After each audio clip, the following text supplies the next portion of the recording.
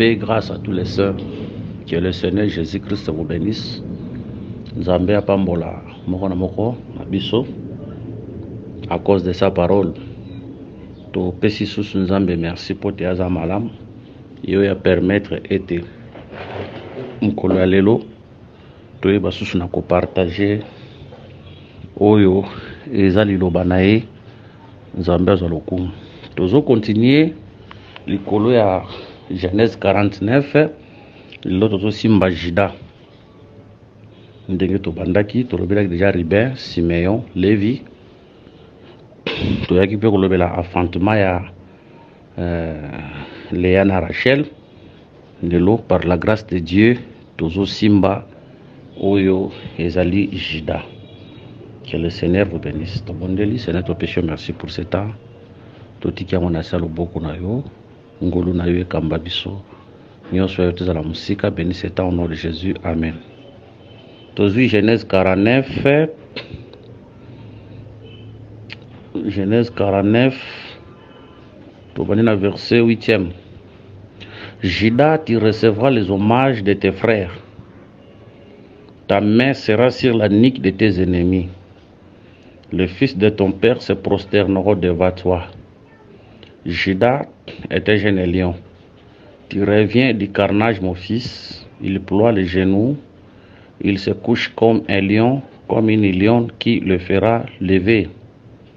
Le sceptre ne s'éloignera pas de Juda, ni le bateau souverain d'entre ses pieds, jusqu'à ce que vienne le Shiloh et que le peuple lui obéisse.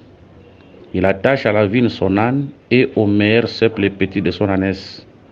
Il lave dans le vin son vêtement et dans le sang des raisins son manteau. Verset 12. Il a les yeux rouges du vin et les dents blanches de lait. Genèse chapitre 29, verset 35. Elle devait encore enceinte et enfanta un fils. Elle dit cette fois, je louerai l'Éternel. C'est pourquoi elle lui donna le nom de Juda et elle cessa d'enfanter. Voilà. Que le Seigneur bénisse cette lecture.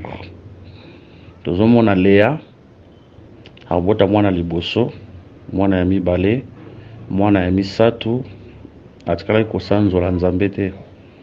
Maintenant wazoya kobota Juda waza 4e.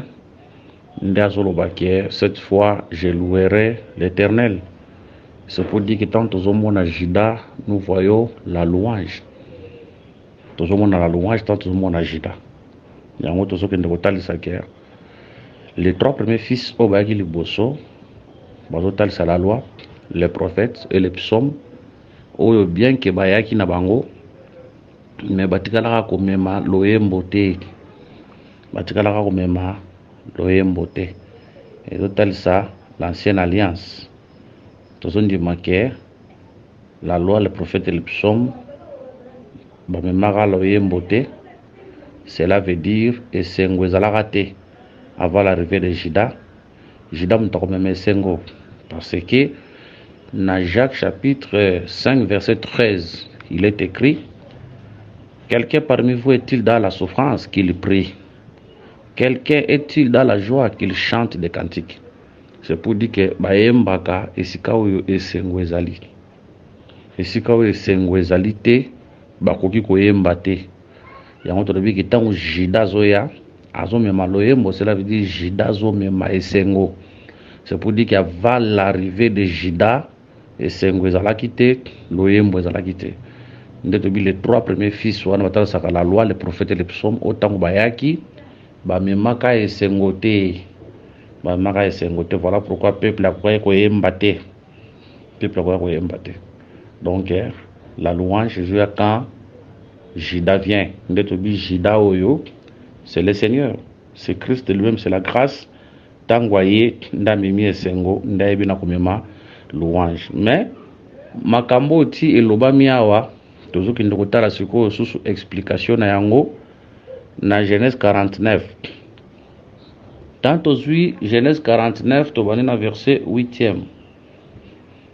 Juda, tu recevras les hommages de tes frères. Eza ko la répétition ya eloko oyo Léa amona ki me to expliquer mo suko aw. Am tolo ba papa Judas, tu recevras les hommages de tes frères. 1. Ça c'est la première partie. 2. Ta main sera sur la nuque de tes ennemis. Troisième partie. Les fils de ton père se prosterneront devant toi. Tout ce qui en a verset 8. Alors, Jacob comme prophète, tant à prophétiser, a prophétisé qu'il y a un désordre. Le Seigneur, le ministère de la parole, et ben classé Maloba Jacob et tia eloko ne sika na yango. Parce que quand Dieu prophétisait dans les prophètes, a prophétisé makambo en désordre. C'est le ministère de la parole ndezoya et eloko et tia ne sika na yango. C'est ça David dit. Oyo azolinga atonga ndako pona l'Éternel, akozwa matériel non soit construction ko sangisa yango ko chango esika moko. Donc ils allaient en désordre. Salomon de Moutoufaya azwa matériel na matériel abanda ko classer on esika nango. David a représenté le père qui a prophétisé par les prophètes, a prophétisé qu'il y a un désordre. Mais Salomon représente les fils, tout le monde appelle le ministère de la parole, dans les fils autant que Zoya pour kamata eloko ne loko e banda ko arranger tiane esika nango. Verset 8 va lui dire Judas, tu recevras les hommages de tes frères. 1, tu regardes 1, 2. Donc, verset 8 en a 3 parties. Première partie, Judas, tu recevras les hommages de tes frères. Première partie. Ta main sera sur la nuque de tes ennemis. Deuxième partie. Les fils de ton père se prosterneront devant toi. Troisième partie. Mais nous disons ceci. Que deuxième partie des Zoya avant première partie, la deuxième partie. Donc, tu vas voir. Ta main sera sur la nuque de tes ennemis. Yangonde Zoya liboso. Il faut le beaucoup na ye eza likolo ya niki ya banguna na ye nde Judas tu recevras les hommages de tes frères et oyasima. A recevoir les hommages de ses frères pourquoi et quand azozwa les hommages de ses frères tant le beaucoup na ye ezozala sur la nuque de ses ennemis. Ce qui le beaucoup na sur la nuque de ses ennemis te moya zo les hommages exactés.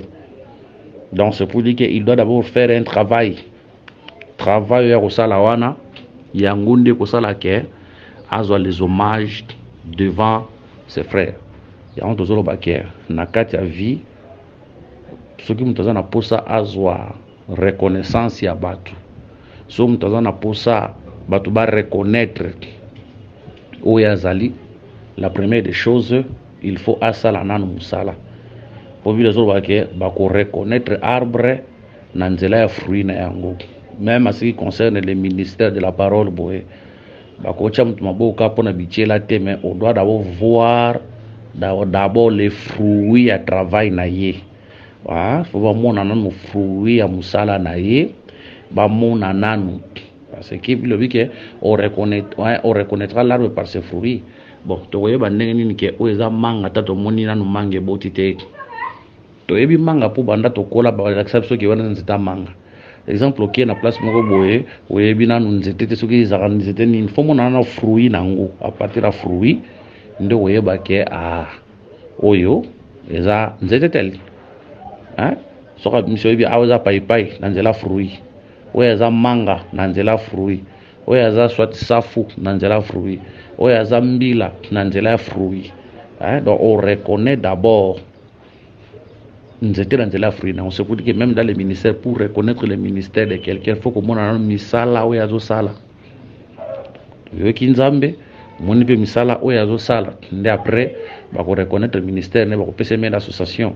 Les autres locaux la lelo et comme il y a cop, dans une bonne apesi mbongo, bache maboko, dans une taba pesi taba, bache maboko, ministère ou ana batunde mutu ba yebi yango menzamba yebi yango te. Mais on doit voir d'abord le travail. Ta main sera sur la nuque de tes ennemis. Le boko kozala sur la nuque de tes ennemis, et ça signe ya ko vaincre ba ennemis. Et ça signe ya victoire sur les ennemis. D'abord que ta main sera sur la nuque de tes ennemis, et ça signe ya ko vaincre oyo ezali banguna. Vous voyez? Et ça signe ya ko vaincre, je m'excuse. Oyo ezali banguna. tango convaincre banguna après warande akuzwa les hommages koko ya jamais ya mbujida longa banguna faut jida longa nano banguna bongo les hommages ya yango ko remarquer les jours oyo David azokita na vallée liboso ya Goliath akokutana na Goliath ko remarquer Goliath abaki na ko persister konyokola bato pendant 39 jours. Goliath anyokolaki bando pendant 39 jours. Donc 40e jour ndeza mukolo jida nani David ayaki. Donc 40e jour eza mukolo yo David ayaki. Donc 39 jours ezalaki tango yo Goliath azo régner. 39 jours eza tango Goliath azo régner. C'est le temps de la chair, c'est le temps de l'homme. Mais le 40e jour, c'est le temps maintenant où Christ azoya. Parce que nombre 40 et le capé le Seigneur yemoko. Nombre 40 et le capé nan le Seigneur yemoko. Depuis qu'ils ont couleur rebelle, mais par rapport à marche d'autant bon to binan que nombre 40 et le capé le Seigneur yemoko. Parce que soki oye na mukanda ya Deutéronome chapitre 25 au verset 1 lobi lorsque les hommes ayant entre eux une querelle se présenteront en justice pour être jugés, on obsoudra l'innocent et le condamnera le coupable. Verset 2. Si le coupable mérite d'être bâti, le juge le fera étendre par terre et frapper en présence d'un nombre de coups proportionné à la gravité de sa faute. Verset 3. Il ne lui fera pas donner plus de 40 coups, de peur que s'il continue à le frapper, en allant beaucoup de là, ton frère ne fit à ville à tes yeux. Nazui, parole de vie. Nazui, parole de vie. Tozana mukanda ya Deutéronome. Je m'excuse, le temps qu'il y a Lucas. Deutéronome chapitre 25. Chapitre 25, sur le verset 3.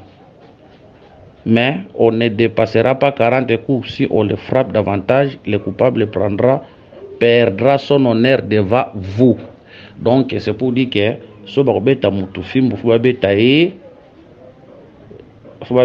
39 40 te so babeti 40 ako perdre valeur ne liboso na bino. Or tozomona arche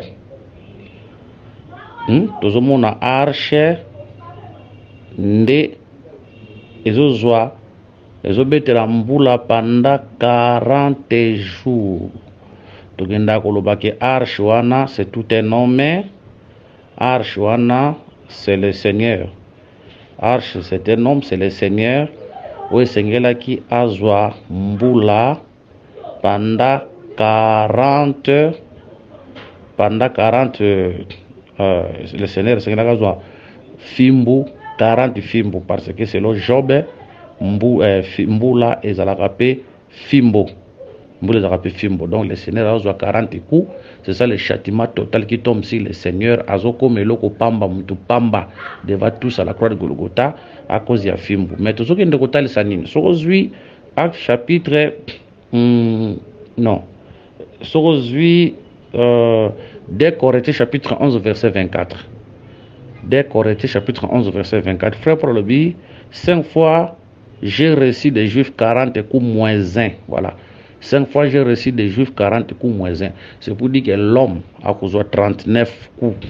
Mais 40 coups, c'est le Seigneur qui a 40 coups. Il y a dit que 39, c'est l'homme, mais 40, c'est le Seigneur. Il y a dit que les 40e jour, David dans un champ de bataille, c'est le Seigneur lui-même qui vient dans le champ de bataille. C'est ça David qui vient dans le champ de bataille. Vous voyez? Autrefois, Kitanakati a vallée wana, c'est ça aussi le séjour des morts. Où le Seigneur a quitté, tango kita kuna alongi l'ennemi qui est le diable, nde akoyeba na kozwa mutu parce que tant David azomata na mutu ya Goliath pona kotalisa la victoire sur la mort. Alongi banguna na ye. Tango alongi banguna na ye, c'est alors komona bana basi bazoyemba, basi bazoloba Saïl a tué 1000, David a tué 10 000. Saïl a tué 1000, David a tué 10 000. Bazoyemba pourquoi? C'est parce que David avait vaincu. Or, le véritable David, qui est le véritable Judas, c'est le Seigneur Jésus. Oh, à la croix, les femmes là représentent nous, l'église aujourd'hui. Où elles ont recevoir les hommages que vous n'avez pas inabiso. Parce que le Seigneur avait vaincu l'ennemi à la croix du Golgotha. Bible dit que les fils de ton père se prosterneront devant toi. Le fils du père va se prosterner, c'est parce qu'il a vaincu. Tu as la louange, tu as la prosternation. Louange, pour ce qu'il avait fait à la croix de Golgotha. Maintenant, la prosternation, tu un peu comme les services. Se prosterner devant le Seigneur pour nous dire qu'il est supérieur à vous. Vous appartenir pas, vous êtes ses serviteurs. Donc, awa, tout ça s'appelle la prosternation, parce que les hommages ici comme la louange, la prosternation ici comme les services, pour dire que nous sommes ses serviteurs. Pour dire que nous sommes ses serviteurs.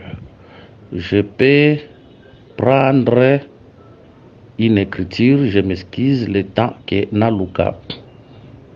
Le temps que na luka yango, je m'excuse, faisons la Genèse, ok, Genèse chapitre 50, verset 18. Genèse 50, tout pendant verset 15. Quand les frères de Joseph virent que leur père était mort, ils dirent: si Joseph nous prenait à haine et nous rendait tout le mal que nous lui avons fait. Et il fit dire à Joseph: ton père a donné cet ordre avant de mourir. Vous parlerez ainsi à Joseph: oh, pardonne les crimes de tes frères et leurs péchés, car ils t'ont fait du mal. Pardonne maintenant les péchés de tes serviteurs, dit ton père. Joseph plaira en attendant ces paroles. Verset 18. Ses frères vers eux-mêmes se procédent devant lui et lui disent: nous sommes tes serviteurs. Voilà, ses frères, nous sommes tes serviteurs. Donc, écriture, par la grâce de pour que la prosternation, c'est question du service. Donc, le Seigneur, azo longa, toujours sans jolaye, peut commis ba serviteur naye, ba esclave naye, parce que yé aibaki na kolonga ennemi à la croix de Golgotha. Les fils de ton père a toujours sangisa, et le prophète de l'ancienne alliance nabiso, et le prophète de l'ancienne alliance nabiso na nouvelle alliance. De comme ça, retourne à comment les prophètes de l'ancienne alliance ba serviteur toujours dit que leur prophétie, ils ont rendre témoignage pas Christ. Bisakol na bango nyonso wana, ils ont rendre témoignage que pas à Christ. Biso toujours dit que même les prophètes de l'ancienne alliance aujourd'hui bandimi bazu sali basi babika. Nous sommes parmi ceux qui croient que les prophètes de l'ancienne alliance seront enlevés. Il est écrit: c'est pour cela Dieu l'a souverainement élevé. Il lui a donné le nom qui est élevé au-dessus de tous les noms, afin qu'au nom de Jésus, tous genoux fléchissent dans le ciel. Les anges, Mortuana, Tokiti sur la terre, Bisso sous la terre. Quand on parle de sous la terre, on voit le séjour des morts et les saints d'Abraham. C'est pour dire que tous nous sommes ses serviteurs. Les prophètes de l'ancienne alliance, et la Bisso na nouvelle alliance. Je crois aussi ici verset 8. Verset 9. Judas est un jeune lion. Balobi que Judas est un jeune lion. Quand on présente Judas comme un lion, bazolinga batale ça veut dire que Judas c'est un roi. Judas c'est un roi. Parce que le lion c'est le roi. Proverbe 19 verset 12. Proverbe 19, verset 12. La colère du roi est comme le rugissement d'un lion, et sa faveur est comme la rosée sur l'herbe. Nabandeli, la colère du roi est comme le rugissement d'un lion. Ici, bazo comparer les lions avec les rois. C'est pour dire que les rois, c'est les lions.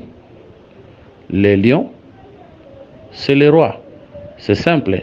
Donc, tant papa nae, azoba que Jida était jeune lion, c'est pour dire que Jida c'était lion, c'était roi. En réalité, il parlait sur Christ, le véritable roi qui devait venir. Mais tant bazo bengaye jeune lion, c'est aussi Proverbe chapitre 20, verset 29. Proverbe 20, 29, il est écrit: la force et la gloire de jeunes gens, et les cheveux blancs sont l'ornement de vieillards. La force et la gloire des jeunes gens. C'est pour dire que c'était lion fort.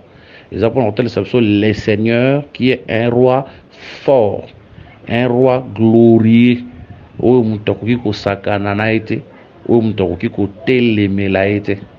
Voilà, c'est ça, c'est le Seigneur. Yango bakotali sake na mukanda ya proverbe que lion azani ya mao ya rekilakate. Lion azani ya mao ya rekilakate. Nde bakotali sabiso. Tozui proverbe. Tozui le livre des proverbes.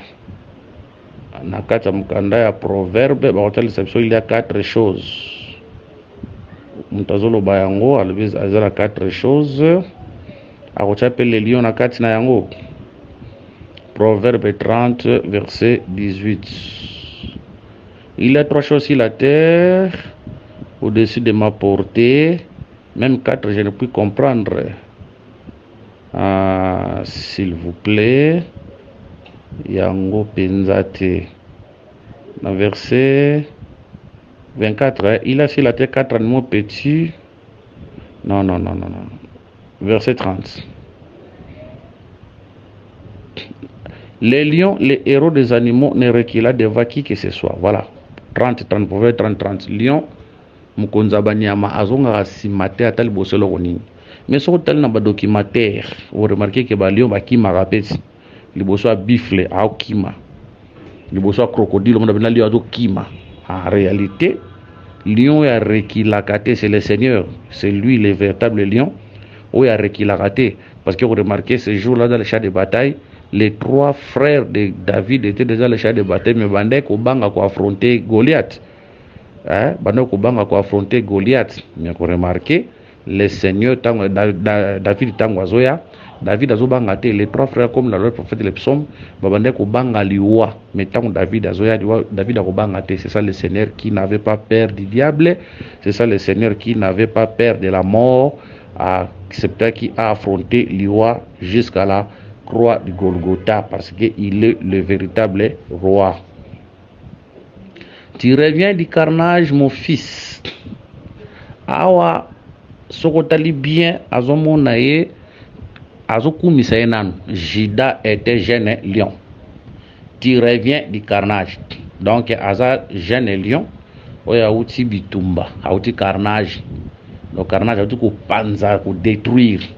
À Silici, à Zongi. À Tozomona, le Seigneur a pris l'œuvre de la croix. Parce que lion tant que chasse, qu'une chasse, on a qui bunda, c'est ça le Seigneur, ozo kende, bitumba, à la croix de Golgotha. Tant bundi, à longi bitumba, tu reviens du carnage, mon fils, pour revenir aux ans à la résurrection, a outi a kufika ta la chair a longi bitumba a zongi tolobi boy David a d'autres l'école en ngomba zo kitana séjour de mort total. Si c'est le roi qui descend dans le champ de bataille to limbo la on a aspect mi balir. Premier aspect tozo David o aza likolo ya ngomba fo parce que vallée ezana se babazo bundana Goliath na kata vallée. Premier aspect, nous avons une montagne comme le ciel. Une montagne comme le ciel. Kokita ya David na kati ya bataille, tozo zoyango na nous comme le Seigneur qui devait quitter le ciel avec ayana mabele, on a toujours valé comme la terre pour venir nous délivrer. Asili si amati na vallée, azongi likolo, eza aspect. nelobeli mususu pe tozozwa vale wana comme le séjour des morts. Tozwi montagne tozalaki lokola mokili. Donc le Seigneur, parce que vous remarquez que David a outaki na papa nae, aye, David a tout papa nae, c'est ça Dieu qui quitte le ciel.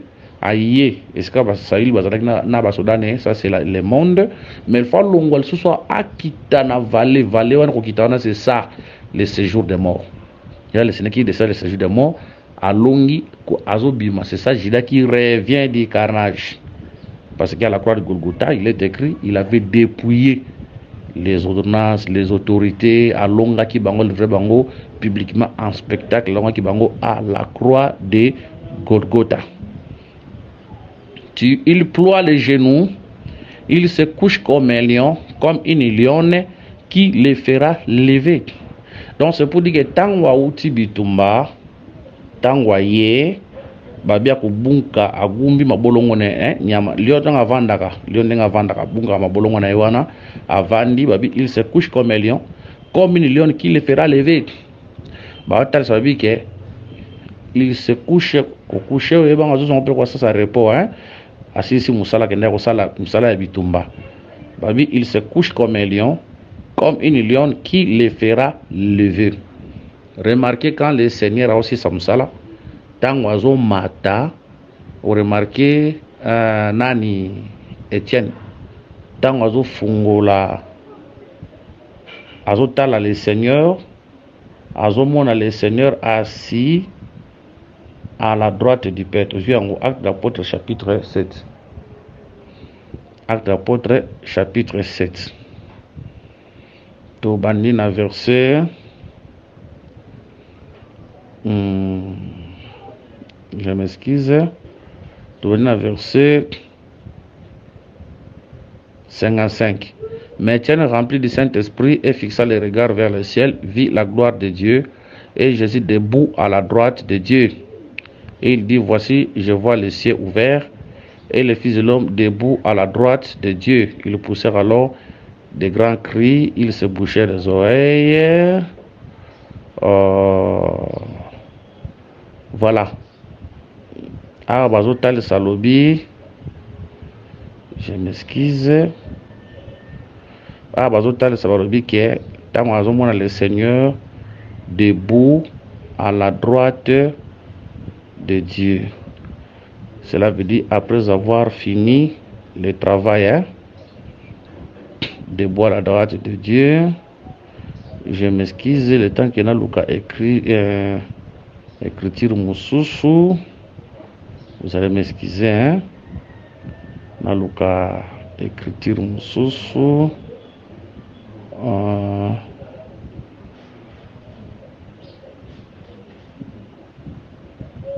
Matthieu 26, 64.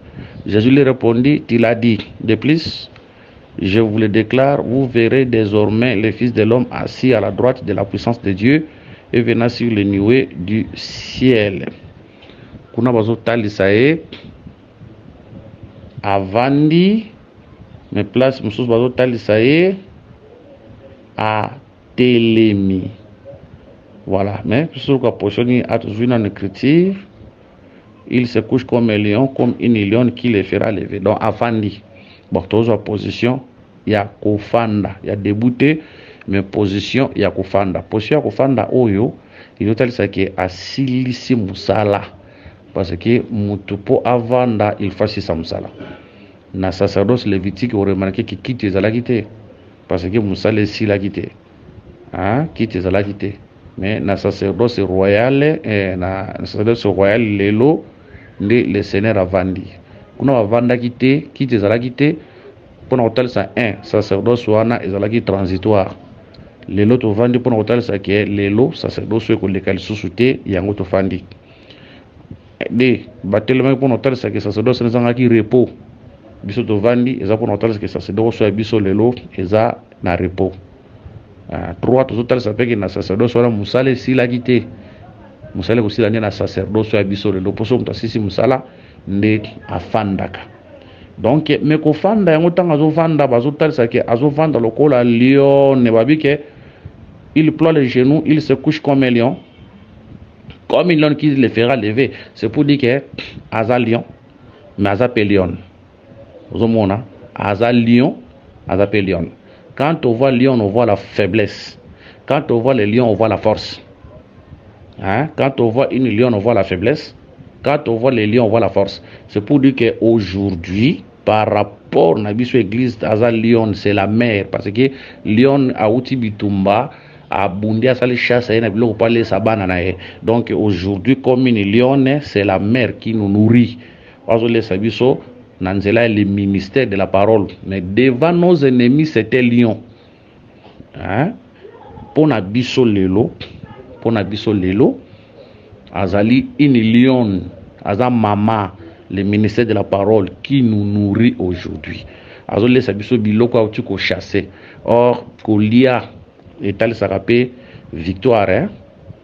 Kolia est allé s'arraper victoire. Parce que aujourd'hui, Daniel chapitre 7, verset 7. Il est écrit: après ces choses, j'ai regardé pendant mes visions nocturnes, et voici, il y avait un quatrième animal terrible, épouvantable, extraordinairement fort. Il avait des grandes dents de fer. Il mangeait, brisait, il foulait aux pieds ce qui restait. Il était différent de tous les animaux précédents et il avait 10 cornes. Cet animal ici représente la Rome. Maintenant, Rome a régné qui? Est-ce que Rome a Kolia battu? Donc, Kolia est-elle s'arrêter? Dominer, la victoire sur quelque chose. Il y a un autre qui tant bazo talisae a vandi, c'est vrai parce que lion ne soit outil chasse a zubla kolia aya ole sabana na do biloko azole sabisa biloko wa kenda kolonga na bituma. C'est la victoire qui nous a donné sur l'ennemi. Hein? C'est la victoire qui nous a donné sur l'ennemi. C'est ça la nourriture qu'il nous donne. Donc, pour Nabiso, Azali Mama, Oazole Sabiso, Nandela ministère de la parole. Mais attention, pour l'ennemi, c'était lion. Pour ce Munguna Télémi, il va attaquer. C'était lion. Mais pour nous, c'est une mère. Nzambo toza na yatel Sabiso Ngolu, Nibosia Banguna Natali Sakakanda. Nakati Ngolu Kande Zali Mekanda wana ya Nzambeza Kanda lokola wata sapa Banguna te. Eza lokola papa zobeta mwana. Tango azobeta mwana bien kaza na kanda, mais azana kanda moko boete akuboma mwana. Mais devant l'ennemi, tango a manifesté la colère devant l'ennemi, wana penza ko manifester colère penza makas devant l'ennemi. Donc comme une lionne, c'est pour nous aujourd'hui à l'église la grâce, parce que quand on voit une mère, tout le monde a la faiblesse, tout le monde a l'amour, mais devant les ennemis c'était lion. Ah, devant les ennemis c'était lion. Attends, qui le fera lever? C'est pour dire que mon côté le misaye azate. Mais tu sais à côté les makas sous un jour, à côté les makas un jour sous. Mais mon côté le misakaye c'est l'antichrist. Ah, les lois vandit, c'est le temps où assisi musala vandi. Azole sabiso. Mais à côté les makas sous un jour, côté le mana, côté le ma. Et vous allez pour aller combattre encore l'antichrist. Pour aller combattre l'antichrist, voilà. L'antichrist qui veut dire celui qui vient avant. Après une semaine de Daniel, l'antichrist à côté les mains. Mais le Seigneur pas côté les mains, le sous pour nous combattre, pour nous mettre fin. Mais aujourd'hui, avant dit pour nous coller ça, bisou. Maintenant, tout ça sur quelque chose à remarquer. Bah, tu bandit dans verset. Dans verset 9, Jida était jeune et lion. Tu commune nous, jeune et lion. 1. Tu reviens du carnage, mon fils, il prend les genoux comme un lion. Tu commis lion. 2. Comme une lionne, tu es lionne. 3. C'est pour dire que Jida Yemoko, Aza jeune et lion. Jida Yemoko, Aza lion. Jida Yemoko, Aza lion. Maintenant, tu as combien de Jida? Est-ce que nous avons 3 Jida? Non. On a 3 Jida. Nous avons qu'un seul Jida. Yemoko Aza jeune lion.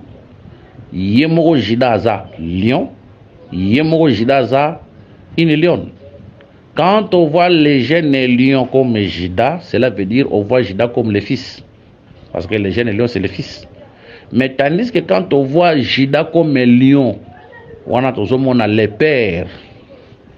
quand on voit Jida comme la lionne, on a le Saint-Esprit.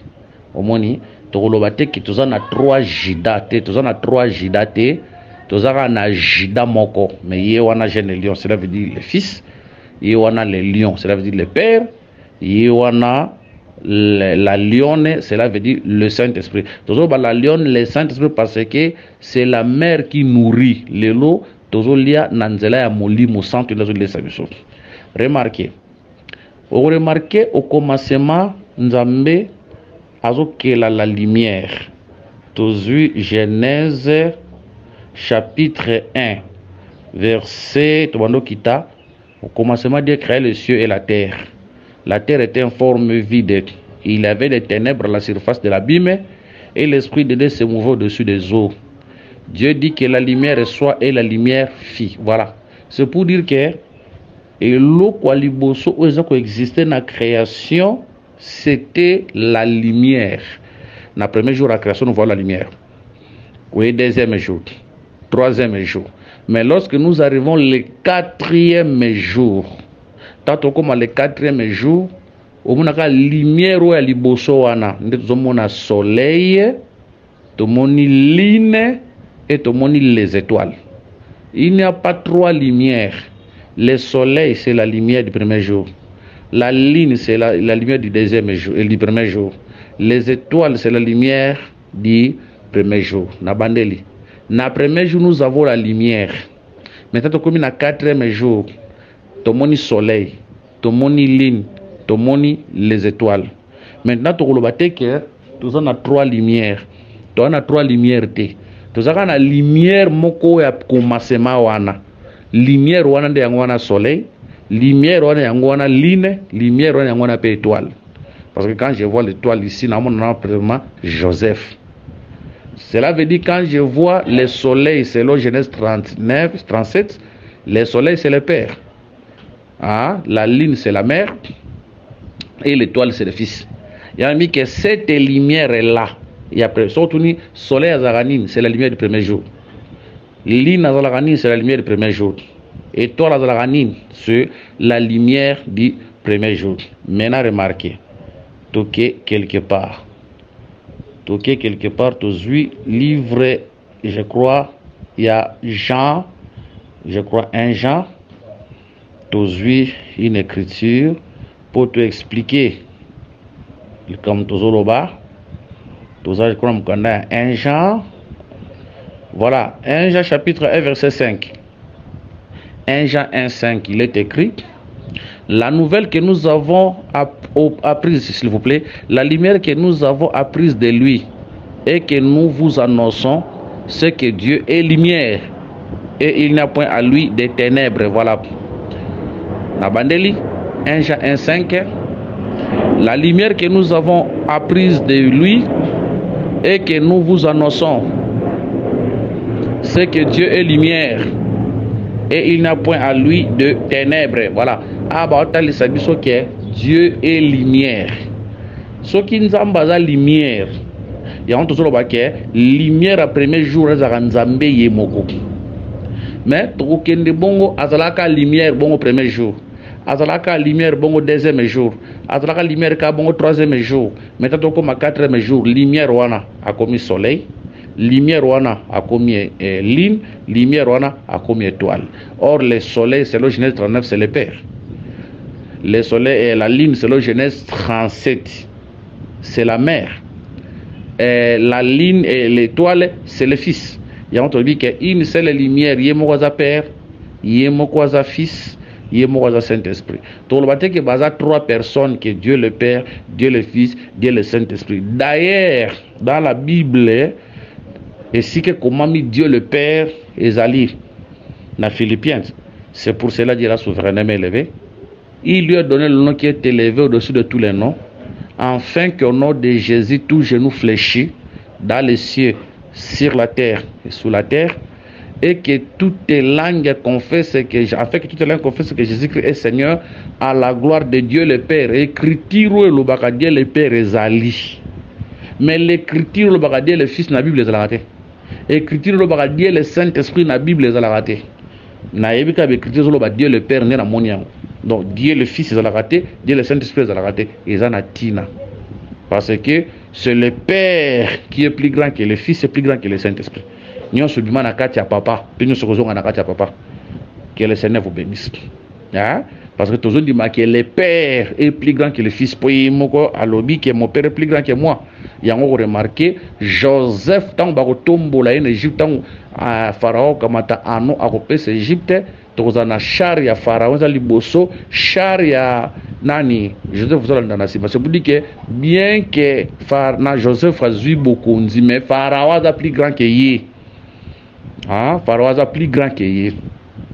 Bon, on a une notion de divinité, autre côté, on a des détails mingi pour notre équipe. Donc, la lumière qui est Dieu, c'est lui qui est le Père, le soleil, c'est lui qui est le Saint-Esprit, la ligne, et c'est lui qui est le Fils, l'étoile. C'est ça, Jida Waza Génélion, Jida Waza Lion, Jida Oyaza Lyonnais. C'est ça, le Seigneur Oyo Aza. Que le Seigneur Jésus-Christ vous bénisse. Je crois l'élo de Simbaki de Simbi l'élo, je crois des versets. Ceux qui n'ont pas vérifié en haut, sous la Genèse 49, tous ceux qui verset 8 à verset 9. Voilà. Tous on apprend autant ça va dire que après mille locaux la Lyonne nana kotombola c'est pour dire que mutako lever le loisate. Mutako tombola le Seigneur loisate. Yango tozotalisa ke mwana nzambe oyo mpenza aza na nzambe na kati na ye siko nzambe avandisi oyo moto akotolimisa aza te. Bon lelo a des fois baennemi bazozwa bacontrôle likolo na biso bazokombattre biso, c'est parce que jusque là tovandisa na bonzambe na ndenge esengeli evanda te. Mais soki bonzambe evandi kati na biso na ndenge esengeli esala na ndenge esengeli ezala, en tout cas mes frères moto akoyeba na kolonga biso aza te. Mutakoyeba na kolonga biso azate, mutakoyeba na kosala biso ta mabe azate. Voilà. De total ça qui des versets que le Seigneur Jésus vous bénisse. Prochainement, si le Seigneur nous fera grâce, oui, on sera grâce. To banda verset 10 pour tout qu'il ne concile ça na verset 12. Mais to lingo tambola mbangu te parce que to bi ke ba richesse eza ebele place wana to bi ke le Seigneur avant de mutakotelemisa misae azate. Ah, mais la prophétie tu dis qu'il a côté les mains, pourquoi pour aller frapper l'ennemi dans la bataille d'Armageddon. Mais le loi vendit, mais tu dis qu'il a côté les mains un jour, pour aller frapper l'ennemi dans la bataille d'Armageddon. Voilà, que le Seigneur Jésus vous bénisse, par rapport à marche de Totamboli, numéro 9 plus 243 99 88 77 333 plus 243 84 22 64 114. Que le Seigneur Jésus-Christ vous bénisse. Priez pour nous.